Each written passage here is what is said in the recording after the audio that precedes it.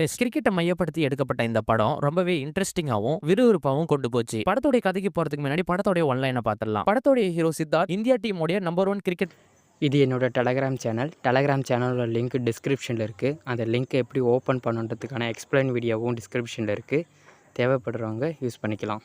Cricket பிளேயரா இருந்துட்டு வராரு. ஃபைனல் மேட்சுக்காக நெக்ஸ்ட் வீக் இந்தியாவுக்கும் பாகிஸ்தானுக்கும் டெஸ்ட் மேட்ச் கண்டக்ட் பண்ண போறாங்க. இப்படி இருக்கிற சமயத்துல நம்ம ஹீரோ சித்தார்த்த அந்த டெஸ்ட் மேட்ச்ல கலந்துக்க கூடாது அப்படி சொல்லிட்டு ஒரு சில டீம் மெம்பர் புறக்கணிக்கிறாங்க. எதுக்காகன்னு பாத்தீங்கன்னா கடைசியா ஆடின 2 மேட்ச்ல நம்ம சித்தார்த் ஒழுங்கா ஸ்கோர் பண்ணல அப்படின்றதுக்காக. இன்னொரு சைடு பார்த்தா நம்ம நயன்தாராவும் மேண்டியும் தான் காட்டுறாங்க. 2 பேருமே லவ் பண்ணி தான் மேரேஜ் பண்ணிக்கிட்டாங்க. ஆனா ரொம்ப காலமா குழந்தை இல்ல. ஐவி ட்ரீட்மெண்ட் மூலியமா குழந்தை பெத்துக்கலாம் அப்படி சொல்லிட்டு முடிவு எடுக்கிறாங்க. ஆனா இன்னொரு சைடு நம்ம மேண்டி இருக்கார் பத்தியா, அவர் வந்து MIT-ல நல்லா படிச்சுட்டு ஹைட்ராலிக் ஃபியூல் இன்ஜினை கண்டுபிடிச்சு பெட்ரோல் இல்லாத இன்ஜினை தயாரிச்சிருக்காரு. இந்த ப்ராஜெக்ட்டுக்கு நிறைய பணம் செலவு பண்ணிருக்காரு. எல்லாமே கடன் வாங்கி தான் செலவு பண்ணிருக்காரு. இந்த ப்ராஜெக்ட்டை கவர்மெண்ட் எப்படியாவது ஓகே பண்ணாதா அப்படி சொல்லிட்டு நம்ம மேண்டி பயங்கர போராட்டத்துல இருக்காரு. இப்ப ஒரு சைடு பார்த்தா நம்ம சித்தார்த் இந்தியா டீமுக்காக டெஸ்ட் மேட்ச்ல விளையாடுவாரா இல்லையா அப்படின்னு சொல்லிட்டு ஒரு கேள்விக்குறியா இருக்கு. இன்னொரு சைடு பார்த்தா மேண்டி கஷ்டப்பட்டு கண்டுபிடிச்ச அந்த ஹைட்ராலிக் ஃபியூல் இன்ஜினை கவர்மெண்ட் ஏத்துக்கிறாங்களா, இவங்க 2 பேருமே வாழ்க்கையில சக்சஸ் பண்ணாங்களா இல்லையா அப்படின்றத இந்த படத்தோட மீதி கதையே. இந்த படத்தோட முழு கதையும் தெரிஞ்சுக்க மறக்காம நம்ம சேனலை சப்ஸ்கிரைப் பண்ணிட்டு இந்த வீடியோவை ஸ்கிப் பண்ணாத பாருங்க. ஸ்டார்டிங்ல நம்ம ஹீரோ சித்தார்த்த தான் காட்டுறாங்க. அவருக்கு இந்த படத்துல அர்ஜுன்னு பேரு. ஆதித்யா சித்தார்த்த பார்த்து போன மேட்ச் ஏன்பா சரியா ஆடல அப்படி சொல்லிட்டு ரொம்ப கிண்டல் பண்ணி பேசிட்டு இருக்காரு. நீ எல்லாம் என்ன கிண்டல் பண்ற அளவு ஆயிடுச்சு, உனக்கு என்னடா தெரியும் மேட்ச் பத்தி அப்படி சொல்லிட்டு ஆதித்யாவை சத்தம் போட்டு அங்கிருந்து அனுப்பிச்சு வைக்கிறாரு. அப்பதான் சித்தார்த்தோட அப்பா ஒரு விஷயத்த சொல்றாரு. ஆதிக்கு இன்னைக்கு ஸ்கூல்ல டெஸ்ட் மேட்ச் அப்படின்றாரு. அதை கேட்ட நம்ம சித்தார்த்தும் பையனை என்கரேஜ் பண்ணி அனுப்புறாரு. சித்தார்த்தும் டிவி ஆன் பண்ணி நியூஸை பார்த்துட்டு இருக்கு. அவருடைய பேர் தான் அடிபட்டு இருக்கு. போன மேட்ச் சித்தார்த் ஒழுங்கா ஆடல அப்படி சொல்லிட்டு நியூஸ் ஃபுல்லா அப்படி இப்படின்னு பேசிட்டு இருக்க நம்ம சித்தார்த்தும் என்னடா இப்படிலாம் பேசுறாங்களே அப்படி சொல்லி யோசிச்சுட்டு இருக்காரு. அப்பதான் சித்தார்த்தோட பிஏ வந்து நாளைக்கு ஒரு கமிட்டி மீட்டிங் இருக்கான், அதால உங்களை கம்பல்சரி அட்டெண்ட் பண்ண சொல்லியிருக்காங்க அப்படி சொல்லிட்டு ஒரு இன்ஃபார்ம் பண்றாரு. என்ன திடீர்னு புதுசா கமிட்டி மீட்டிங், சரி நான் அட்டெண்ட் பண்றேன் அப்படி சொல்லிடுறாரு பிஏ கிட்டையும். அங்க கட் பண்ணி இந்த சைடு நம்ம மேண்டியும் நயன்தாராவும் தான் காட்டுறாங்க. சொந்த வீடு இருந்தாலும் வாடகை வீட்டில் தான் இருந்துட்டு வராங்க. ரொம்ப காலமா குழந்தை இல்ல. நம்ம மேண்டி பேரு சரவணன், நயன்தாரா பேரு குமுதா. மேண்டி நல்லா தூங்கிட்டு இருக்க, இவ்வளவு நேரம் தூங்கிட்டு இருக்காரு அப்படி சொல்லிட்டு டிவி ஆன் பண்ணி கிரிக்கெட் மேட்சை வச்சு சவுண்ட் அதிகமா வைக்கிறாங்க.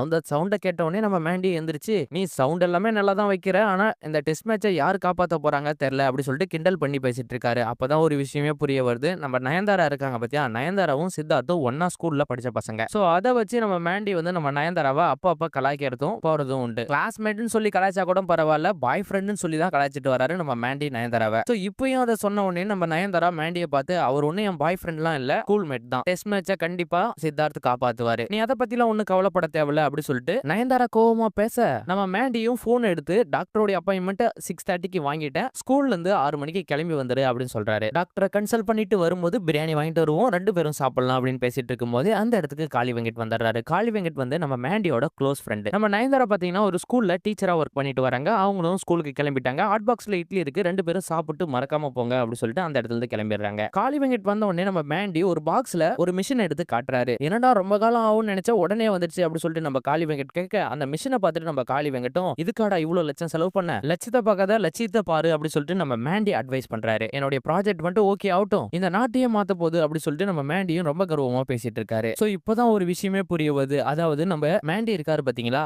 ஹைட்ராலிக் ஃபியூல் இன்ஜின் அப்படின்ற ஒரு ப்ராஜெக்ட்டை அவரா ரெடி பண்ணிருக்காரு. அதாவது வண்டியோ காரோ பைக்கோ பெட்ரோல் டீசல் தேவையில்லை, இந்த ஹைட்ராலிக் இன்ஜினை யூஸ் பண்ணா தண்ணில கூட அந்த வண்டியை ரன் பண்ணலாம் அப்படின்ற ஒரு மிஷினை தான் கண்டுபிடிச்சிருக்காரு. அந்த ப்ராஜெக்ட்டுக்காக தான் நிறைய பணத்தை செலவழிச்சிருக்காரு. சோ அந்த காசெல்லாம் பாத்தீங்கன்னா கடன் வாங்கி தான் செலவு பண்ணிட்டு இருக்காரு. அந்த கடன்காரனை பார்க்கறதுக்காக தான் இவங்க 2 பேரும் இப்ப கிளம்பி போறாங்க. கடன்காரனும் இவ்வளவு நாளா வட்டி கட்டலையே அப்படி சொல்லிட்டு நம்ம மேண்டியை பார்த்து கேட்க, இந்த போல ஹைட்ராலிக் ஃபியூல் இன்ஜின் ஒரு ப்ராஜெக்ட்டை ரெடி பண்ணிருக்கோம், இந்த ப்ராஜெக்ட்டை கவர்மெண்ட் அப்ரூவல் கொடுத்துட்டாங்கன்னா அதுல இருந்து எங்களுக்கு நிறைய கமிஷன் கிடைக்கும், வர கமிஷன்ல உங்களுடைய ஒட்டுமொத்த பணத்தையும் நான் அடைச்சறேன் அப்படின்ற மாதிரி எல்லாம் பேசிட்டு இருக்கேன். அந்த இடத்துக்கு ஒரு ரவுடி பையன் வராரு. அவரு பேரு குட்டி. அந்த குட்டி யாரடான்னு பாத்தீங்கன்னா நம்ம மேண்டிக்கு கடன் வாங்கி கொடுத்தவர், அந்த சேட்டு கிட்ட இருந்து. அந்த சேட்டே டைரக்டா நம்ம மேண்டியை பார்த்து, நீ யாருன்னு எனக்கு தெரியும், கேண்டீனை ரன் பண்றேன்னு பணத்தை வாங்கிட்டு அந்த ப்ராஜெக்ட்டுக்காக எல்லா பணத்தையும் செலவழிச்சு இப்ப செக்ரட்டரி மையப்ப கிட்ட உன்னுடைய ப்ராஜெக்ட்டை கொடுத்து அப்ரூவலுக்காக வெயிட் பண்ணிட்டு இருக்க, கரெக்டா? சேட்டு நம்ம மேண்டிகிட்ட பேசிட்டு இருக்கும்போது சேட்டை பாக்குறதுக்காக இன்னொரு ஒருத்தர் வந்திருக்காரு. அதுக்குள்ளே வந்துட்டாங்களா, நான் போயிட்டு அவர்கிட்ட பேசிட்டு வரேன் அப்படி சொல்லி நம்ம மேண்டியை விட்டுட்டு அந்த புதுசா வந்த நபரை பாக்கிறதுக்காக போறாரு. அந்த பெரிய சேட்டு வந்த உடனே நம்ம சின்ன சேட்டை பார்த்து,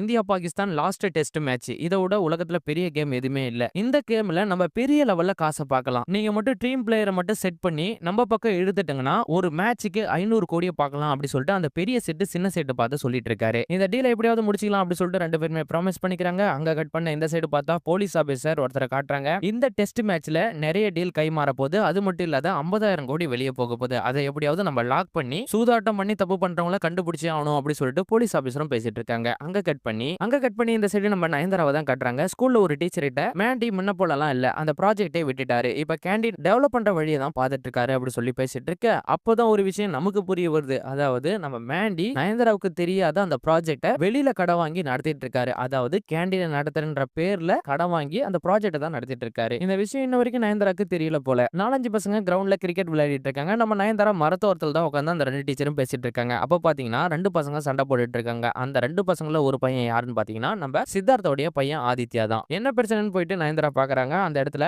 சித்தார்த்தோடைய பையன் ஆதித்யா தான் சண்டை போட்டுட்டு இருக்கான். என்னடான்னு கேட்டா, உங்க அப்பாவுக்கும் கிரிக்கெட் மேட்ச்ல ஒழுங்கா விளையாட தெரியல, உனக்கும் விளையாட தெரியல அப்படி சொல்லிட்டு என்ன கிண்டல் பண்றாங்க. சோ அதனால தான் நான் அவன்கிட்ட சண்டை போட்டேன் அப்படி சொல்லிட்டு நம்ம ஆதித்யா சொல்ல, அவனுங்க பேசத்துல நீ எதுவும் காதுல வாங்கிக்க, நீ கிளம்பி வா அப்படி சொல்லிட்டு ஆதித்யாவை கூட்டிட்டு நம்ம நயன்தாரா போயிடுறாங்க. அங்க கட் பண்ணி இப்ப நம்ம நயன்தாரா நம்ம மேண்டிக்காக வெயிட் பண்ணிட்டு இருக்காங்க. எதுக்காகன்னு பாத்தீங்கன்னா 6:30க்கு டாக்டர் அப்பாயின்மெண்ட் இருக்கு. மேண்டி பார்த்தா வர மாதிரி தெரியல. இந்த சைடு மேண்டி பாத்தீங்கன்னா அந்த ப்ராஜெக்ட அப்ரூவல் வாங்குறதுக்காக கவர்மெண்ட் ஆபீசரை பார்க்கறதுக்காக போயிருக்காரு. அதனால போன் பண்ணா கூட எடுக்க மாட்டேன்றாரு. சோ வேற வழி இல்ல அப்படின்றதுக்காக நம்ம நயன்தாரா மட்டும் போயிட்டு டாக்டரை பாக்குறாங்க. டாக்டரும் உங்களுடைய ஐவி ட்ரீட்மெண்ட் ரொம்பவே நல்லா ஒர்க் அவுட் ஆயிருக்கு. சோ நெக்ஸ்ட் வீக் மண்டேக்குள்ள நீங்க பணத்தை கட்டிட்டீங்கன்னா ப்ரொசீஜரை ஸ்டார்ட் பண்ணலாம் அப்படி சொல்றாங்க. ப்ரொசீஜரை ஸ்டார்ட் பண்றதுக்கு 5 லட்சம் ரூபாய் தேவைப்படும். அதுக்குள்ள எப்படியாவது ரெடி பண்ணிக்கங்க, நெக்ஸ்ட் வீக்கு பணத்தை கட்டிடுங்க அப்படி சொல்றாங்க. மத்த டீடைல்ஸ் எல்லாமே நர்ஸ் சொல்லுவாங்க அப்படி சொல்லிட்டு டாக்டர்னு சொல்லி நம்ம நயன்தாராவை அங்க இருந்து அனுப்பிச்சு வைக்கிறாங்க. இந்த சைடு பார்த்தா நம்ம சித்தார்த் கமிட்டி மீட்டிங்ல இருக்காரு. உன்னுடைய டைம் பீரியட் முடிஞ்சு போயிடுச்சு, நீ சரியா விளையாட மாட்டேன்ற, நீ இந்தியா டீமுக்காக இதுக்கப்புறம் விளையாட தேவையில்ல அப்படி சொல்லிட்டு ரிக்வெஸ்ட் பண்றாங்க. பிரஸ் கிட்ட உன்னுடைய ரிட்டையர்மெண்ட் நீ சொல்றியா நாங்க சொல்லட்டுமா அப்படி சொல்லிட்டு நம்ம சித்தார்த்த பார்த்து கமிட்டில அப்படி இப்படின்னு பேசிட்டு இருக்காங்க. நம்ம சித்தார்த்தும் பயங்கர ஆட்டிடியூட் காட்டிட்டு மீடியா கிட்ட நானே பேசியிருக்கேன், நீங்க எதுவும் சொல்ல தேவையில்ல அப்படி சொல்லிட்டு அங்க இருந்து பயங்கர கோவமா கிளம்பி போயிடுறாரு. சோ அன்னைக்கு நைட்டு டாக்டரை பார்த்துட்டு நயன்தாராவும் வீட்டுக்கு வராங்க. நம்ம மேண்டி வராரு. நம்ம நயன்தாரா பயங்கரமா கோவத்துல இருக்காங்க. மேண்டி வந்ததுக்கு அப்புறம் சாரி எல்லாம் கேட்கிறாரு. ஆனா நயன்தாரா சமாதானம் ஆகிற மாதிரி தெரியல. நம்ம மேண்டியும் ரொம்ப கெஞ்சி கேட்டதுக்கு அப்புறம் ஒரு கட்டத்துக்கு மேல நம்ம நயன்தாரா ட்ரீட்மெண்ட் எல்லாமே நல்லா ஒர்க் ஆயிருக்குன்னு சொல்லியிருக்காங்க டாக்டர்.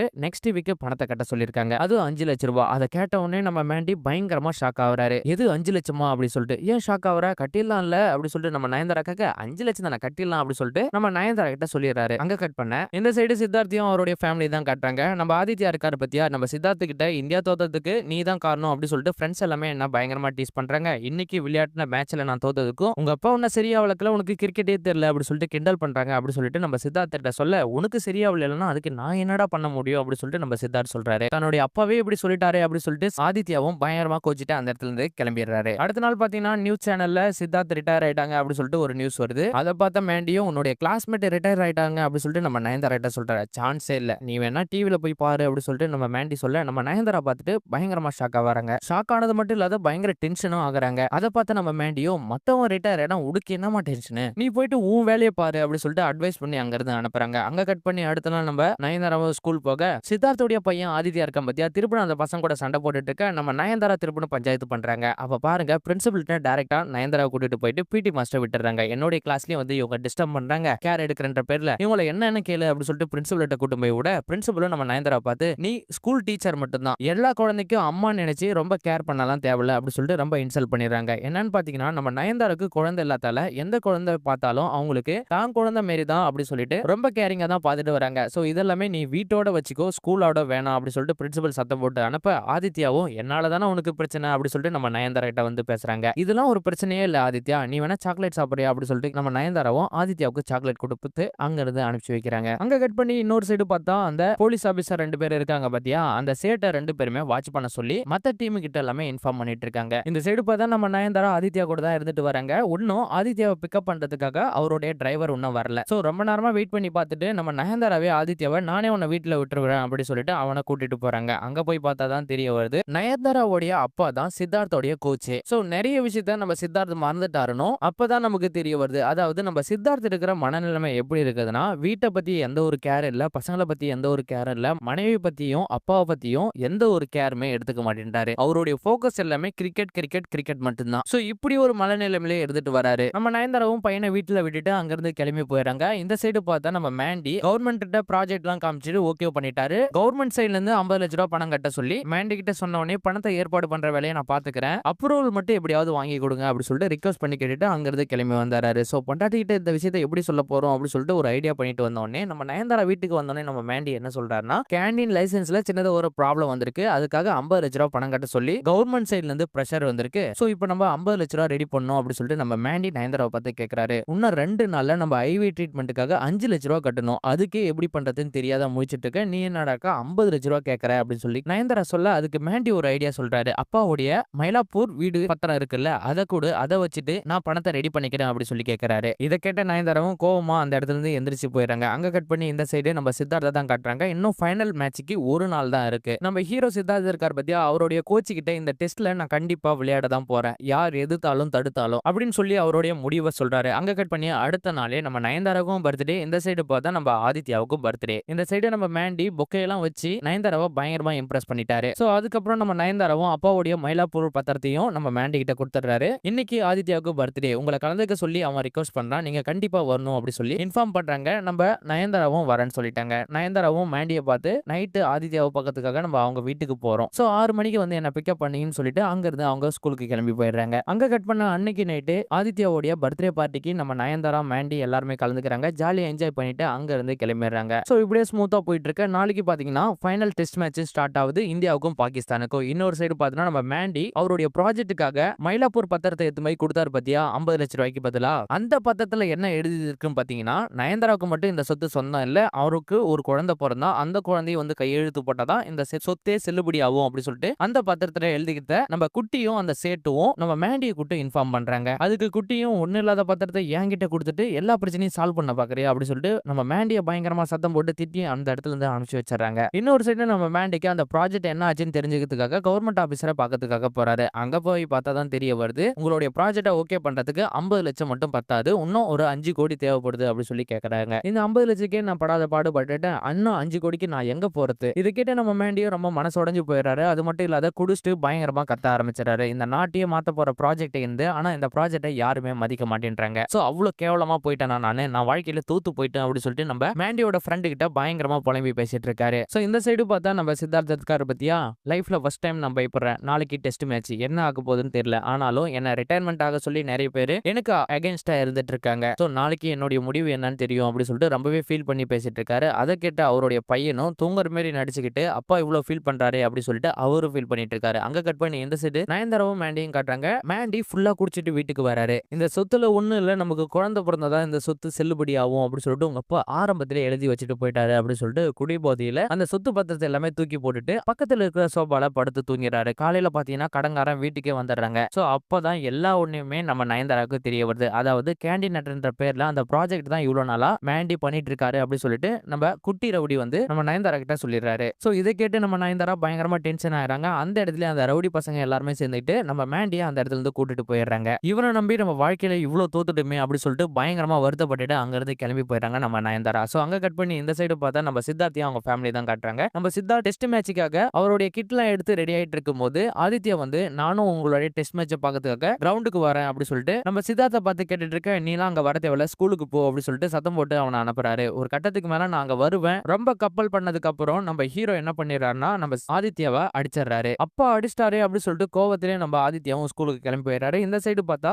நம்ம மேண்டியும் அந்த சேட்டையும் குட்டியும் தான் காட்டுறாங்க. வட்டியும் கொடுக்க மாட்டேன்ற, அசலையும் கொடுக்க மாட்டேன்ற, ஆனா ஒண்ணு இல்லாத ப்ராஜெக்டா நான் கண்டுபிடிச்சிட்டேன் அப்படி சொல்லிட்டு கவர்மெண்ட்டையும் சேர்த்து தொந்தரவு பண்ணிட்டு இருக்க, நீ ஒரு ஃபெயிலியர் மேண்டி அப்படி சொல்லிட்டு நம்ம குட்டியும் அந்த சேட்டும் நம்ம மேண்டியை ரொம்பவே டிப்ரெஷன் பண்ணிட்டு இருக்காங்க. ஒரு கட்டத்துக்கு மேல கோவத்தை பொறுத்துக்க முடியாத நம்ம மேண்டி குட்டியை போட்டு பயங்கரமா அடிக்க அந்த இடத்துல போலீஸ் ஆபீசர் வந்துறாங்க. சேட்டு பார்த்து ரியல் எஸ்டேட் ஜுவல்லரி ஷாப் அப்படி சொல்லிட்டு நிறைய பிசினஸ் எல்லாம் நீ பண்ணிட்டு இருக்க, ஆனா இதை தொடர்ந்து இந்த கிரிக்கெட் மேட்ச்ல ஏதாவது ஒரு ஆட்டத்தை ஆடி பணத்தை சம்பாதிக்கணும்னு நினைச்ச உன்னை போட்டு தள்ளிட்டு போயிட்டே இருப்பேன் அப்படி சொல்லிட்டு முன்னாடியே வன் பண்ணிட்டு போயிடுறாங்க. சோ இந்த சைடு பார்த்தா நம்ம நயன்தாரா சோகமா கோயில்ல உட்காந்துட்டு இருக்க. நம்ம மேண்டி கால் பண்றாரு, வீட்டுக்கு மட்டும் எக்காரணத்தை கொண்டு போயிடாத, பயங்கர பிரச்சனையா இருக்கு அப்படி சொல்றாரு. அப்படி பேசிட்டு இருக்கும் போது போன் சுவிட்ச் ஆஃப் ஆயிடுது.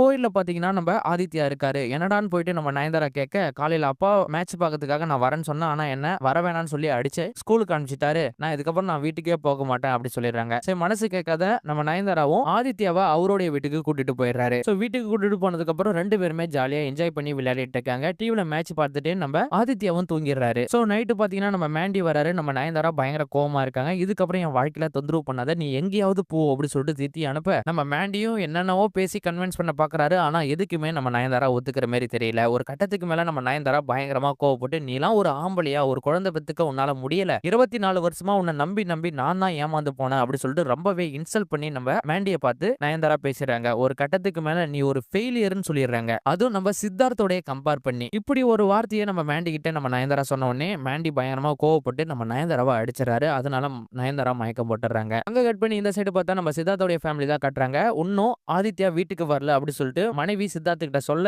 அவன் எங்கேயும் போயிருக்க மாட்டான், ஃப்ரெண்டு வீட்டுக்கு தான் போயிருப்பான், எல்லாருடைய ஃப்ரெண்டு வீட்லயும் நான் செக் பண்ணிட்டேன், யார் வீட்டுக்கும் வரல தான் சொல்றாங்க, என்ன ஆச்சுன்னு தெரியல அப்படி சொல்லிட்டு ரொம்பவே வருத்தப்பட்டு இருக்காங்க. சோ இது இப்படியே விடக்கூடாது, போலீஸ் ஸ்டேஷன்ல கம்ப்ளைண்ட் பண்ணும் அப்படி சொல்லிட்டு சித்தார்த்தோட மனைவி பேசிட்டு இருக்க, பிரஸ் மீடியான்னு சொல்லிட்டு நம்மள கிழின்னு கிழிச்சிருவாங்க, நம்ம பொறுமையா மூவ் பண்ணலாம் அப்படி சொல்லிட்டு நம்ம சித்தார்த்து அவருடைய ஒய்ஃபா ஆறுதல் பண்ணிட்டு இருக்காரு. ஆக்சுவலா நம்ம நயன்தாரா வீட்டில் தான் ஆதித்யா இருக்காரு. சோ இதுக்கப்புறம் தான் மேண்டி ஒரு கிரிமினலான வேலையை செய்ய போறாரு. அது என்னன்னு பாத்தீங்கன்னா, மேண்டி சித்தார்த்தோட பையன் ஆதித்யா வச்சுக்கிட்டு சித்தார்த்தா பிளாக்மெயில் பண்ண போறாரு. அது என்னடான்னு பாத்தீங்கன்னா, சித்தார்த் ஒரு இந்தியன் டீமுக்காக விளையாடுற ஒரு பிளேயர். அவர் மட்டும் பாகிஸ்தானை தோக்கடிச்சிட்டா இந்தியாவிலே பெஸ்ட் பிளேயர் என்ற பேரை வாங்கிடுவாரு. சோ அவர் பேரை வாங்க விடக்கூடாது அப்படி சொல்லிட்டு அந்த சேட்டும் பெரிய சேட்டும் பிளான் பண்ணிட்டு வந்துட்டு இருக்காங்க. சோ நம்ம சொல்றதை கேட்டு இந்தியா டீமுக்காக அவர் தோத்துட்டாருன்னா பாகிஸ்தான் சைடுல இருந்து நிறைய பணம் கிடைக்கும், அந்த பணத்தை நம்ம சரி பாதியா பிரிச்சு எடுத்துக்கலாம் அப்படி சொல்லிட்டு தான் சேட்டும் பெரிய சேட்டும் பிளான் பண்ணிட்டு இருக்காங்க. சோ இந்த விஷயத்தை நம்ம மேண்டி சாதகமா பயன்படுத்தலாம்னு முடிவு பண்றாரு. அது எதுக்காகன்னு பாத்தீங்கன்னா, மேண்டிக்கு கடன் பிரச்சனை, அதே சமயத்துல அவருடைய ப்ராஜெக்ட் அப்ரூவல் வாங்கணும். சோ இது எல்லாத்துக்குமே அந்த சேட்டு தான் தடையா நின்னுட்டு இருக்காரு. சேட்டோட கடத்தை அடிச்சிட்டு மீதி இருக்கிற பணத்தை வச்சு கவர்மெண்ட் கிட்ட கொடுத்து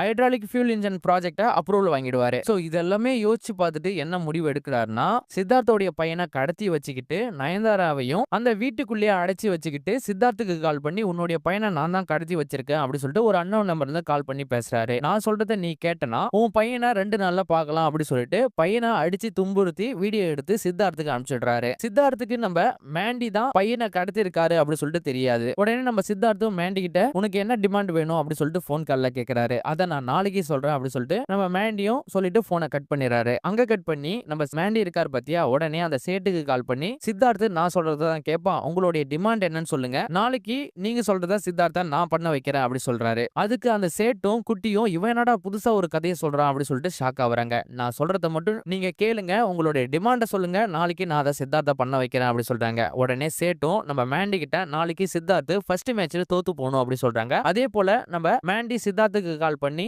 நாளைக்கு விளையாடுற டெஸ்ட் மேட்ச்ல நீ தோத்து போகணும் அப்படி சொல்றாரு. நம்ம மேண்டி சொன்ன மாதிரி சித்தார்த்தும் தோத்து போயிறாரு. இந்த சைடு பார்த்தா நம்ம சேட்டும் டிவி நியூஸ்ல பார்த்துட்டு ஃபர்ஸ்ட் மேட்ச்ல சித்தார்த் தோத்து போயிட்டாங்க அப்படி சொல்லிட்டு மீடியா எல்லாம் பேசிட்டு இருக்க, அதை பார்த்தா சேட்டும் குட்டியும் இவன் என்னடா சொன்ன மாதிரி செஞ்சுட்டான் அப்படி சொல்றாங்க. உடனே நம்ம மேண்டி சேட்டுக்கு கால் பண்றாரு, நீங்க சொன்ன டிமாண்ட நான் நிறைவேற்றிட்டேன், என்னுடைய டிமாண்ட நீங்க கேளுங்க, நான் சொல்றது மட்டும் கேட்டங்கன்னா நான் சொல்றது எல்லாமே சித்தார்த்து செய்வாரு, சித்தார்த்து இப்ப என் கையில, சோ என்னுடைய ஒட்டுமொத்த கடனையும் அடைக்கணும், அது மட்டும் இல்லாத கேண்டீனோட பத்திரத்தையும் நீங்க மீட்டு கொடுக்கணும், இதெல்லாமே தாண்டி எனக்கு 50 லட்ச ரூபாய் பணம் வேணும், நீங்க சொல்றது எல்லாமே நான் சித்தார்த்துக்கிட்ட டிமாண்டா கொடுப்பேன், அவன் கண்டிப்பா அதை செய்வான், அவன் செஞ்சானா நான் சொன்ன டிமாண்ட் எல்லாமே நீங்க எனக்கு பண்ணி கொடுக்கணும் அப்படி சொல்லிட்டு நம்ம மேண்டி அவங்களுக்கு ஆர்டர் பண்றாரு. 2 நாள் டெஸ்ட் மேட்ச்ல எல்லாமே மேண்டி சொல்றது தான் நம்ம சித்தார்த்து கேட்டுட்டு இருக்காங்க. இன்னொரு சைடு பார்த்தா நம்ம சித்தார்த்து கிட்ட அவங்களுடைய மனைவி, பையனுடைய நிலைமை என்ன ஆச்சுன்னே தெரியல, ஆனா உனக்கு கிரிக்கெட் தான் முக்கியம் அப்படி சொல்லிட்டு கிரிக்கெட் விளையாடிட்டு இருக்க, சோ குடும்பத்து மேல உனக்கு எந்த ஒரு அக்கறையுமே இல்லையா அப்படி சொல்லி பேசிட்டு இருக்கும்போது தான் நம்ம சித்தார்த் அவருடைய மனைவி கிட்ட உண்மையை சொல்றாரு. சித்தார்த்தை யாரோ கடத்திட்டு என்ன பிளாக்மெயில் பண்ணிட்டு இருக்காங்க, அவங்க சொல்றது எல்லாமே நான் செஞ்சாதான் அவனை ரிலீஸ் பண்ணுவேன்னு சொல்லியிருக்காங்க, சோ அதுக்காக தான் நான் மேட்ச்ல தோத்த மாதிரி நடிச்சிட்டு இருக்கேன் அப்படி சொல்லிட்டு மனைவி கிட்ட சொல்லிட்டு இருக்காரு. இன்னொரு சைடு பார்த்தா அடுத்த நாளே நம்ம மேண்டியோடைய மனைவி